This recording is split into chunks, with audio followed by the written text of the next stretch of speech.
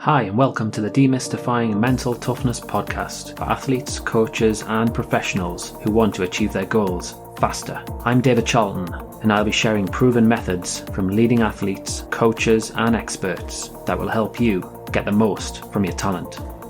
Today's show is sponsored by Functional Intelligent Training, who are a sports injury clinic located in Gosforth near Newcastle upon Tyne and specialise in athlete development, nurturing future champions, strength and conditioning support and excellent rehabilitation services. I have Professor Peter Clough with me today and we're talking about some really important topics that many of you probably need to hear right now. Resilience and mental toughness. Qualities that are essential if you want to more than survive this pandemic, but actually move forwards too. Hi Peter, how are you?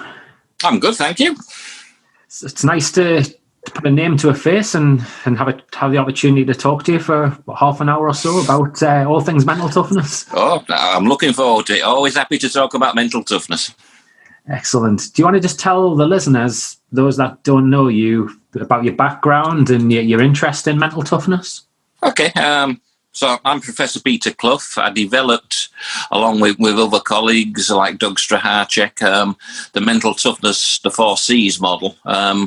Came about, long history really. We've been doing this researching since the 90s and it got fashionable, which is always cool. If you go long enough, things come back into fashion and out of fashion. But I played professional sport for a time, professional rugby league. And it occurred to me as I stood out on the wing, being unhappy in the rain, I wasn't tough enough to do it. So the fundamental question is, I have some talent, a good hands, quick. Why can't I hack it? So that was the start. That question of asking myself. So I left school really early. So I went back to university, zigzagged through the route, took a PhD in all things psychological aspects of marathon running. So the theme was always there. I'm interested in people in extreme situations. But as my thinking developed and as my career developed and as I just got older, I became more interested in mental toughness in a wider sense. It's less interesting in sport because, you just have to be tough to play sport. But when I talk to rugby league players or ski jumpers or whatever, they just enjoy it. It's not really toughness if actually you quite like the physical stuff. If you're an Arctic explorer and that's what you like doing, what's more interesting is people coping with everyday pressures, effectively or ineffectively, just dealing with the vagaries of life. So as we progressed, it broadened away from sport. And actually now most of our work is probably in business, in education, and just in general area of well-being. As a sports psychologist, obviously the sporting theme hit a note. Yeah. I've ran 3 marathons as well, so I'm quite intrigued there. So what sort of findings did you find out? Well, after 5 years research, why do people run marathons? Because they like them. There's 5 years I'm not going to get back quickly. But it's more than that, because when you talk about marathon runners, it's about physical fitness, it's about self-esteem, it's about self-actualization, fully developing yourself. And it's about meeting a challenge head on and dealing with it. So, as I went through the sports area, I became more interested in, if somebody's hobby is building matchstick cathedrals, it's actually the same psychological processes. We want to encourage more people to take sport. So don't get me wrong, it's not about doing sedentary hobbies, because sport and exercise has a lot of other health benefits. But the underlying psychological mechanisms are quite similar. Why do people...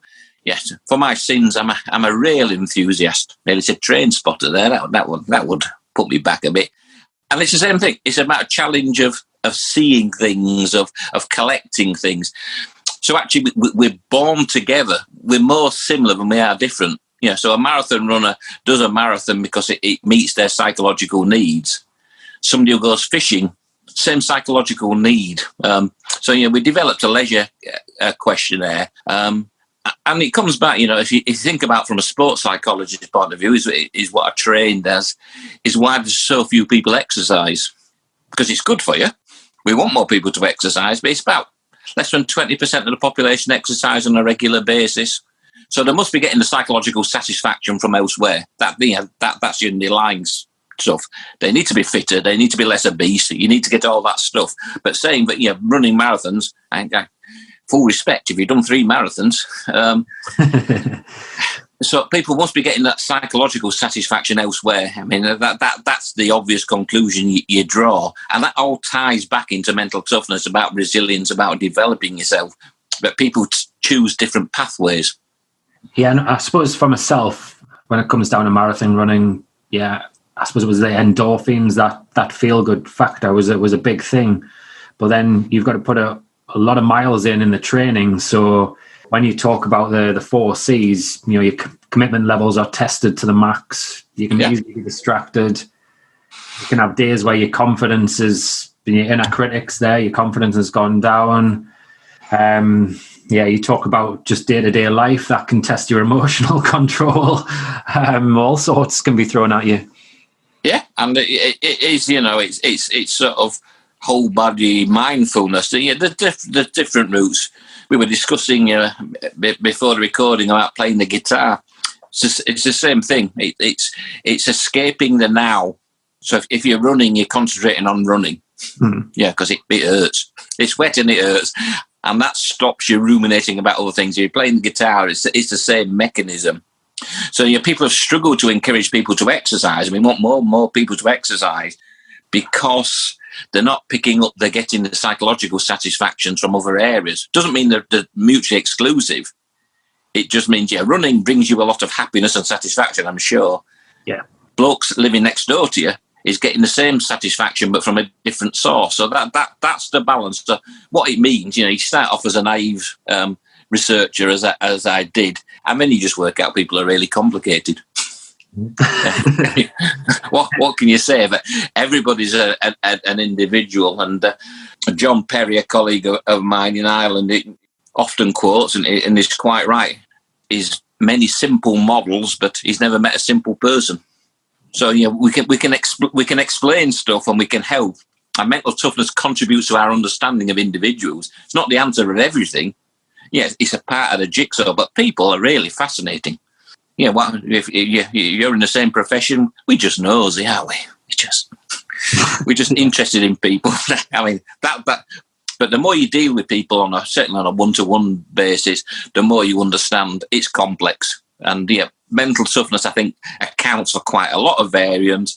It does a job, but it's by no means the answer. Mentally tough. When we've done a study, for example, marathon runners are more mentally tough than people who don't take part in extreme exercise. But then surgeons, for example, are even tougher.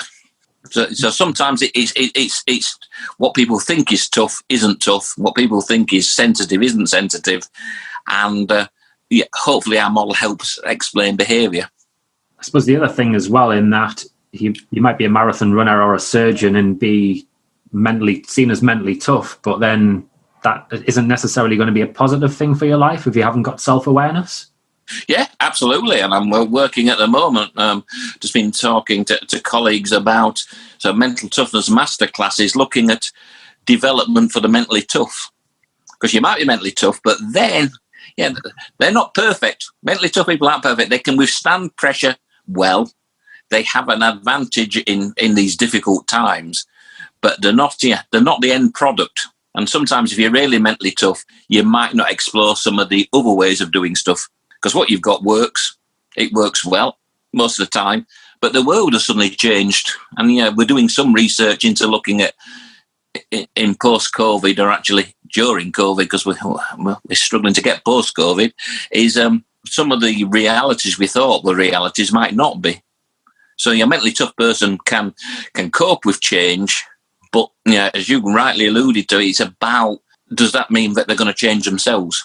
So self-awareness is key, but working with the mentally tough to make them broader is a challenge in itself. It's a good challenge. We're not saying if you're a 10 in mental toughness, you're a finished product. I mean, that's really important. You're not saying if you're a 1, if you're really sensitive, there's something wrong with you. It's understanding what you are and then working with what you've got. Yeah, because you could be like very high on commitment and a very confident person, was high on the challenge element, and then you end up like overloading yourself and saying yes too many times. Yeah. And so, for example, with that, mentally tough people deal with stress more effectively. Generally across the board, we see that time and time again. But then they can sometimes snap. It's the famous bending in the wind. If you're a sensitive, emotional soul, everything's chaos, everything's worrying, so you get used to it. If you're a mentally tough person, something like a significant bereavement can completely topple them because they've never had to deal with those feelings of being out of control. You can't control everything. So, there are limitations to every model, to every psychological variable. And we come back to that. It's understanding yourself. We always come back. If you know what you are, you know where your limits are. You're pleased with what you've got, but you want the other side. Whatever coin you are, mentally tough people develop sensitivity. Sensitive people become more mentally tough. Great, but it's a constant move forward. Often you find people compare resilience with mental toughness, and I suppose they tar it with the same brush. How does it differ? Well, I mean, it's one of the key aspects. It's probably the question I get asked most often. But resilience is, to some extent, it's an old-fashioned term, and that doesn't mean it's bad, because our psychology is based on 40s, 50s, 60s psychology. But as we've seen, the world changes, and resilience is a passive term. It's about, and even by its own definition, and there's lots of different definitions, and there's really good research going on. So I'm not poo-pooing what people do. We can explain what I do, but in a resilience sense, it's about surviving pressure. It's about dealing with the horrors until it goes away. And it's an engineering term. It's like a bridge. If it's resilient, it ain't going to fall down in a big wind. But that doesn't seem to me to capture what the human experience is. Some people prosper under pressure. Some people seek out pressure. And actually, most people are more scared of brownout, that's rusting away because life's so dull, than they are burnout. So we don't avoid stress. Nobody I know avoids stress. You could do without it sometimes. On a Monday morning, that's really bad. What's going on? But we're not that stress averse. We're really not. We seek out challenges. People do. And resilience can't really explain that. Why would resilience is about, as I say, surviving the wave hitting you. But actually, mental toughness is going to see the wave. So it's quite a reactive term than resilience in comparison to mental toughness. Yeah, mental toughness is proactive, positive psychology, is dealing with it positively, maximising the bang for the buck in stressful situations. And more than that, it's that classic that there's an easy way of making a living, there's an easy way of relationships. We don't tend to take those. So the example I always give to my undergraduates was, if you got the same money stacking shelf in Tesco, which is a good job, there's lots of reasons why that, or being a clinical psychologist with all the exams, all the pressures, all the things, what would you choose? And people would choose the most stressful job. And then if you say you got paid twice as much stacking shelves at Tesco, which you clearly wouldn't, they'd still choose the most stressful job. So, we live in a world where you think stress is a bad thing, and it isn't. It's not great now. And 10% of people have psychological conditions. If it's clinical anxiety, clinical depression, it's outside my remit or my technical expertise. But most of us put ourselves in stressful situations. And so that didn't make sense to me as a concept. So it's about survivability. And if you think about, tie that into what we're experiencing at the moment, we can sit in our rooms and survive, but actually the bit we're missing is the other stuff. If it was just about ducking for long enough, there wouldn't be any psychological issues. And there clearly is a lot of psychological issues. People want personal contact, people want development, people want a change. So resilience doesn't really, if you think about it, match up to what's going on at the moment. People are keeping out of the way, but they're unhappy. But they're getting paid often, and there's stuff, but they're still unhappy. So it's more than that. The human spirit is more than just simply keeping your head down. So in some ways, with this pandemic, mental toughness, if you were to develop your mental toughness, you're more likely to thrive right now as opposed to certainly the resilient person. Well, I mean, there's risk, because I review papers, and we've got a paper just coming through the system, and hopefully that'll be out in the next couple of weeks, depending on as they always say on these media broadcasts, peer review. It's in a peer review process. And what we find, that there's resilient people and mentally tough people. Let's talk about our own research. The mentally tough people have had a less negative impact, or the pandemic's had less impact on them than the more sensitive people. It's clear their well-being is higher. It's still lower than it was, so it's allowed them. But then it's about talking to people, planning ahead. Some people have functioned really well in lockdowns. It's never that simple. But, some people have settled businesses, they've done all sorts, and it's a different mentality. If you take resilience, you get a big tick for just hanging in there. Mental toughness is about dealing with what you've got and moving forward in these difficult times. So it's a lot easier said than done. I'm as vulnerable to media, and the best definition I've seen at the moment is it's just sad. Everybody's just slightly sad or really sad is the only two options you've got. But within that, some people are moving forward. Some people have stopped. So resilience would predict, people would have less issues. Mental toughness is trying to pick up people who are actually moving forward in these difficult times. It's not about prospering under misery, but it's about seeing things in the whole. Yeah, that makes a lot of sense, because I suppose if I think about certainly the last six months or so with conversations I've had, I've seen like some people, we think about confidence levels, how because of the situation they haven't necessarily been able to do what they wanted to do, so their confidence and their belief in themselves dipped. People who in the workplace, because they haven't had that face-to-face contact, they haven't been able just to offload and like talk as they would do. Their emotional control's been pretty erratic, to say the least. Those sort of factors come into play.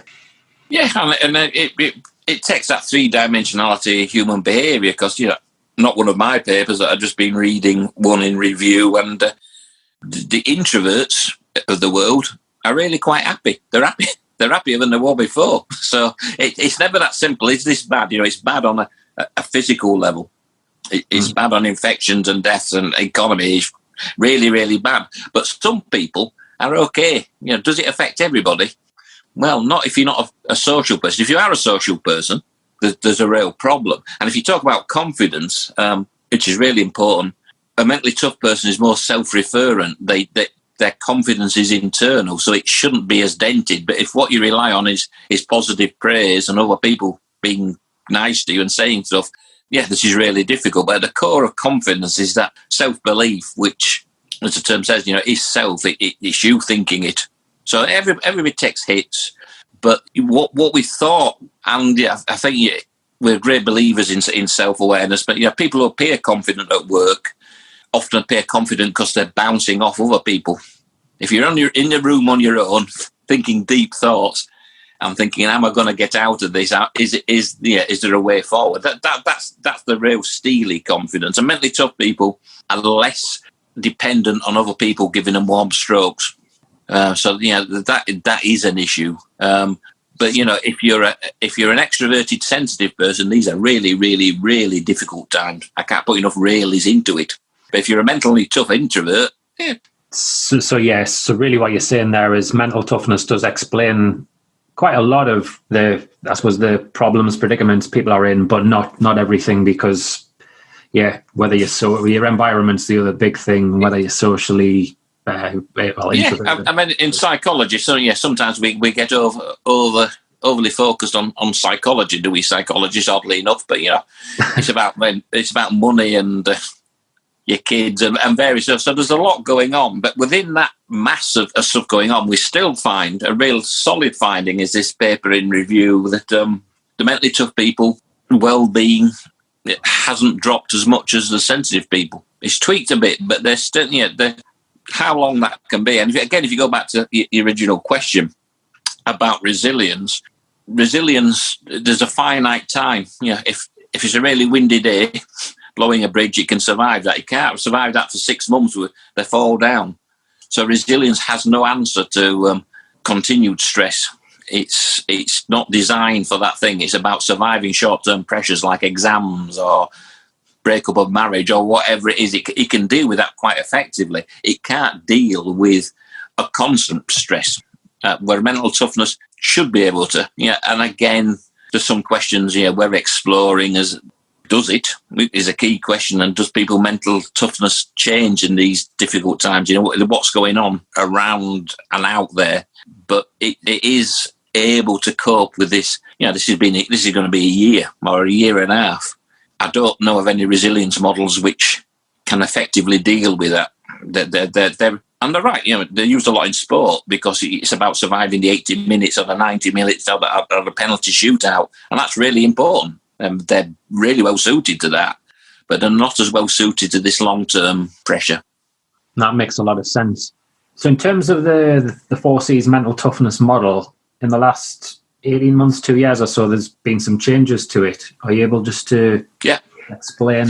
Yeah, because when we first started the research, it came from a sports background. That's a really good test bed of mental toughness. That's where you see it. That's where you can measure it. That's where you can control it. From that initial research, we developed the 4Cs model. Statistically, after that, we examined it, and we found there were 6 factors. So the 4Cs, and then it broadened out a little bit. So for confidence, as interpersonal confidence and confidence in abilities, we started those, we clustered those together as confidence. Our statistical analysis showed that they were separate, really. They were independent of each other. So you can be really confident about your abilities and not so confident about your dealing with people. And that's the classic people like me, scientific nerds. Yeah, do I know what to talk about? Yeah. Could I talk to people about it in the pub? No. So that sort of made sense. We're always, one thing in our model, which is always a challenge for us, because we change it, we develop it. So, I'm of that ilk that things develop, things change, people change. So we develop and move it forward. Some of the models which are used are from the 60s and 70s, and I just don't think there's a lot of carryover now. A lot of studies were done in America, with undergraduates in the USA. The relevance to people in the UK in 2020 is limited. So it's developed. So where we have now, we have the 4Cs. We now have 2 factors in each of the 4Cs. And that comes about from statistical analysis, looking at what's going on, but mostly from practitioners. We talk to people, we go out, we've done hundreds of thousands of tests, we've talked to hundreds of people, maybe thousands of people, and sometimes you think it doesn't pick up that. I can see, when you think about decision making, one of the key things coming out of challenge, for example, is risk taking. So there's lots of stuff all the time. So we develop the model. We then, we validate it, and that takes years. It's all right coming up with one, but we have to show it works. So it's getting broader. Running alongside that, we have a really short measure of mental toughness, but that's just it's good for research. It's good for when you have to do repeated measures really quickly. But it's less interesting. The longer and more complex you make a model, the harder it is to hang together as a psychometric test. Yeah. If you want a measure of mental toughness, you can ask somebody, are you mentally tough? 1 to 10. Yeah, that will work. But how does that help you intervene? How does that help you develop? How does that help self-awareness? So as we get broader, it gets more complex. And the balance we've always done as psychometricians, as psychologists, is making sure the questionnaire holds together, but it gets more complicated as it gets bigger. So you can tell we have many academic debates with other academics. I can make it simple. I can make it complex. We prefer to make it as complex as we can while it still works, because if the driver is self-awareness, people are really complicated. We can't have, we could have 130 Cs, I guess, but then that would be, really tricky. So we're up there. We're getting right to the limits of what a test can deal with. If you talk about personality, it's big 5. If we talk, there's all that stuff. So you need that balance. So that's the balance. We believe the balance is develop it, make it so it's more effective to the end user and to the individual. Yeah, it becomes less pretty statistically. Some of the statistics is horrendous when you look at the numbers. But the reason we do that and actually change it is the world changed, people changed. People in 2020 are not the same as people in 1980. They're just not, and it's often not picked up by psychologists. People will say kids today, but it's people. People are not the same. So, and when we look at stuff, one of the questions, resilience comes up all the time.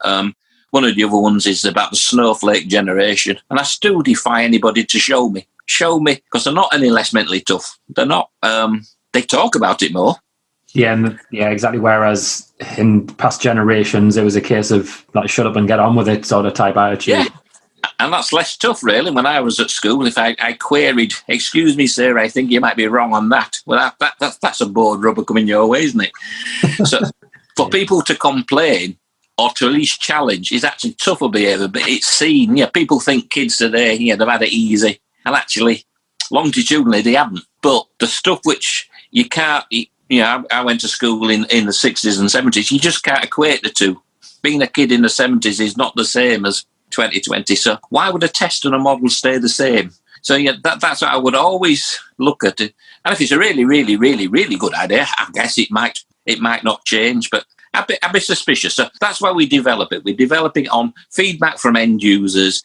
But what we're trying to do is make something which is useful for somebody to understand themselves and understand their colleagues and understand their family. So we're always on the lookout. If a good idea comes along, if suddenly you think, oh, should we incorporate that? Yeah, we would try. But if it doesn't hold together in the same concept, then we wouldn't. So we're always looking at how tests relate to the mental toughness questionnaires, how different models interact. And actually, hopefully, in academic debate, and it frustrates me sometimes because we're in a funny state at the moment, we're allowed to disagree in a positive way.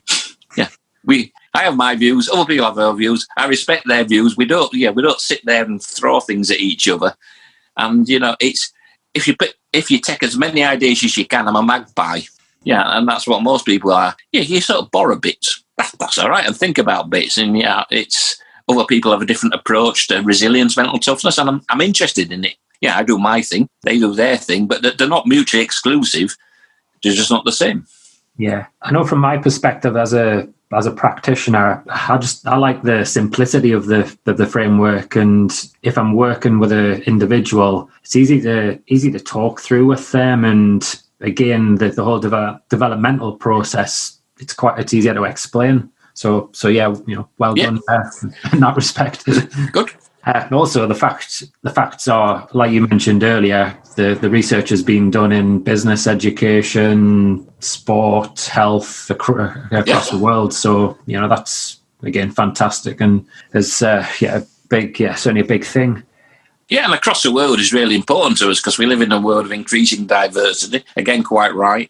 And what's reassuring is most general population norms are the same. Yeah, there's all sorts of stereotypes of different countries. And actually, most European countries, and in fact all European countries, are quite similar to the UK on mental toughness. It's expressed differently. Right. But there isn't a country which is more sensitive and reactive. Straight away your listeners will think, oh, yeah, in your head pops up. But it's not. And how it's expressed is different. But that is really important, that actually we're more similar than we are different. But the way that shows itself is really different. So we're back to the kids today, they're more likely to express they're unhappy. That doesn't mean that they've gone soft or they're not tough. It just means that's what they do. That's what they're asked to do. And so that's what they do. Yeah, so they're better at communicating, potentially. Yeah, and even in sport, I started off, I played professional rugby for a bit. And in those days, you never question...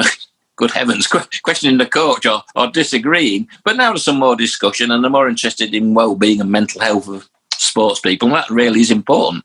But you would have hid it in the 70s and 80s. So how have people become softer? Absolutely not. They're just willing to talk about it, which is actually appears tougher. But yeah, I do get fed up of people saying, that group's like that. Because you think, you don't know. Unless you ask somebody, test them, find out. You don't know if Fred is like us. Unless you're suddenly a mind reader, and we're not, let's be more sophisticated in our thinking. So that's what we're trying to do in mental toughness. I'm glad you find it a simple model and we can explain it, but underneath it there's a big engine. It's doing some complex stuff to get to a simple answer, but that's what a scientist should do. And that's brilliant. A nice little summary there. So from this conversation we've had, then what 3 key takeaways can you give to the listeners? Key summaries would be know yourself, and knowing yourself is then not beating yourself up because you're not one thing or the other. It's all shades of grey. So yeah, we talk about mental toughness. Other end isn't weakness, it's sensitivity. Most people lie in the middle. So find out what you are, and develop the other areas, because it helps. A second point would be query and question all psychological models and interventions. Yeah, if they should have a strength in depth. To me, people should ask, show me the money, show me the research papers, because there's a difference between me trying to get guru status, which I'm nowhere near. Yeah, why does it work? Because Peter says it does. That's just poor science. We can disagree with how things are interpreted, but there should be a plethora of data and information and a willingness to talk about and challenge, because that's the important thing. Is I don't expect everybody to agree with me. Yeah, genuinely, there's no subtle message here. This is an idea. It works. It's quite effective. But yeah, some people don't like it. Some people do like it. Some people use it. Some people don't. And that's fine. And the third message, in these difficult times is, as a priority, you need to take care of yourself. But to take care of yourself, you need to know where the gaps are. But within that, it's all right to be the most mentally tough person in the world. There must be one, by definition of any distributions, will be finding this really difficult. And the more mentally tough people can be very self-critical of themselves, because they wake up in the morning, and I won't say the rude word on our podcast, but it goes through people's heads when they look at the next bit of news. But that's normal. Nobody is perfect. Nobody is indestructible. Yeah, we've all got something to offer. But there is this mythology that the mentally tough people are bulletproof, and they ain't, either properly, physically, or psychologically. They can only take a certain amount of hits. Exactly. If you're in a stressful position right now, or you have a bereavement or something like that, even if you're off the scale mentally tough, you're going to potentially have some tears and some tough days. Yeah, and if people are struggling with the mental health, they need to seek advice. But for a mentally tough person, that would be more difficult to think about, because they've always prided themselves on being the mentally tough person. But it is about self-care. And a really mentally tough person is probably really comfortable with talking about the weaknesses, because you don't have to pretend. Because so the fourth out of the three take-home messages is when you're thinking about it, what defines the really mentally tough individual is reality testing. They know what they are, and they quite like it. But they don't not do anything about the weaknesses. They don't think they're perfect. Yeah. So if you think about it, if you don't think you're perfect, you know what you're good at, what you're less good at. And if somebody criticises you for what you're less good at, you just say, yeah, fair enough. I'll work on it. But if it's that, and I often use a term, don't know where it came from. I think I might have invented it. Bubble confidence. Yeah, it just pops. It looks all right until somebody says you're not great, and then that doesn't go down well. But actually, you think, me and you, we're the same. We're not perfect. We try our best. So it's that trying our best, understanding yourself, taking care of yourself, debating academic models and practitioner models. The developers, the practitioners should be able to answer questions. It doesn't seem unfair to say, you say that, because, as your listeners might notice, I ramble on a bit. Underneath this, I think I can justify what I've said. People might come back and say, you said, and my key as an academic is what I am is, I can give support to it. I might get overly enthusiastic. That's just me. I like it. It's great. But people say, well, you said that about young people. Show me. So that really is important to us. Yeah, so it's not fake news, as Mr. Trump would say. No. And there's lies and damn lies and statistics. There's always those elements, but there has to be that database. There has to be, there has to be some depth, and that's what we've done over the years. I think what we're most proud of is coupling academia with practitioners. Because we're the same, really. And my thing about academia is my PhD supervisor eons ago. Best bit of advice I've ever had is, if you can't spell it, don't use it. It's very easy to come up with, I know what. Yeah, self-actualization. Let's throw that in. I don't know if it's a Z or an S. So let's go for personal development. But I think we're talking about the same things, but sometimes our language separates us out from each other. Yes. What do I want to do? I want to do develop a model, a measure, which actually does some good somewhere to somebody, that it's useful. And even if it's people disagreeing with it, you have to then put something else in its place. So that moves the move forward. If you say somebody's really low on confidence and they don't see it like that, it gets them thinking about that. It's a starting point. It's going to be right most of the time, but no psychometric test is right all the time. We don't know ourselves that well, just... Exactly, yeah. It's the interpretation of the person who answers the questions in that way.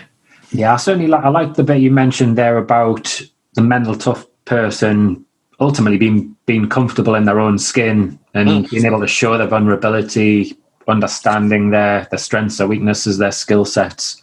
Yeah, and the balance is not being smug or patronising. It's one of because what it is, it's you rate yourself, you're pretty good, but you don't rate yourself on the basis of putting other people down. That's the bottom line. You don't think, I'm really good at this. How do you define that? Because I'm better than him and her. It's about actually try through a day, give it your best shot. Might not be perfect. I gave it a go, and it's back to that idea. So it's that self-referring without thinking you're good because everybody else is bad, or the other side is sensitive people sometimes think they're bad because everybody else is good. Doesn't really matter if somebody, we talked earlier, I talked about guitar playing. Doesn't matter. There's millions better guitar players than me. I like playing the guitar. I'm happy with it. So that's it. Otherwise, I'd never pick it up. I'd say, I'm never going to be as good as whoever, Mark Knopfler. So there's no point in me doing it. And that's not what it's about. It's about knowing what you can do, improving what you can do, but not beating yourself up because you're not the best. Yeah, try and throw your ego away and don't compare yourself to other people in that way. Concentrate on yourself. Yeah. So, this has been fantastic. I've really enjoyed this. Whereabouts could the listeners connect with you or contact you if they wanted to know more about you and your work? Yeah. Well, the best bit at the moment, because as we say, because I mean, in my studio full at the moment, I'm flirting about, which is floating about in English. So the best one would be through AQR, and that's head office at aqr.co.uk. And just if it's about the research, if people have some questions, some comments, the way I develop my thinking is it's nice when people agree with me. But it's also pretty nice when people disagree with me or say, what about that? Because that's how I learn. And you think, because the whole area on sensitivity, the sensitive people and how they deal with stuff, is developing all the time. Because I'm interested in the performing arts, for example, and other aspects. So if they just mark it and an email to head office at aqr.co.uk to me, it's a query, they'll forward it. I'm not hiding. I'm just... it's difficult to get hold of me just at the moment. But if people have questions about the tests and training, that will be head office at aqr.co.uk straight away. But if there's other things people want to talk to me about, that cheers me up. I get 2 or 3 queries a day from different parts of the world. Sometimes I have to look up where the parts of the world are. But you think, wow. And it has broadened my thinking because I started off as a West Yorkshire rugby player. And I understood that. And it's opened out. And when I see different cultures and a different approach, and when we talk about different ages, different sexualities, there's all this stuff going on. And I think, just talk to me about it. Like you say, keep an open mind and be curious. And it can only be helpful for you. Yeah, well, hopefully. Yeah, excellent. No, well, like I said, thanks very much for your time today. And the email address that you've mentioned there and on AQR's website, I'll pop in the show notes for the listeners to. Thank you. Thank you. I've enjoyed it too. An interesting interview. Most definitely. No, I appreciate that. Thank you. Thanks for tuning in today. In the past 2 episodes, you'll have heard me mention about the Sports Psychology Hub. It's a Facebook community group, which I'm actually launching on Monday. So if you're interested in sports psychology to improve your own performance, your team, or your organization's performance, or perhaps you're intrigued as to how sports psychologists help people with their well-being, with their mental health, or maybe you've just got an interest in sports psychology in general, please go on to Facebook and under groups, look for the Sports Psychology Hub and request to join us. You'll find the link in the show notes. And I look forward to seeing you in there and enjoying the fun. I'd like to give a big thanks to today's sponsors, Functional Intelligent Training, who are a sports injury clinic located in Gosforth, near Newcastle upon Tyne, and specialise in athlete development, nurturing future champions, strength and conditioning support, and excellent rehabilitation services. Thank you for listening to Demystifying Mental Toughness today. To sign up for tips and advice to help you be the best that you can be, go to www.sport-excellence.co.uk and sign up to the Mental Edge newsletter.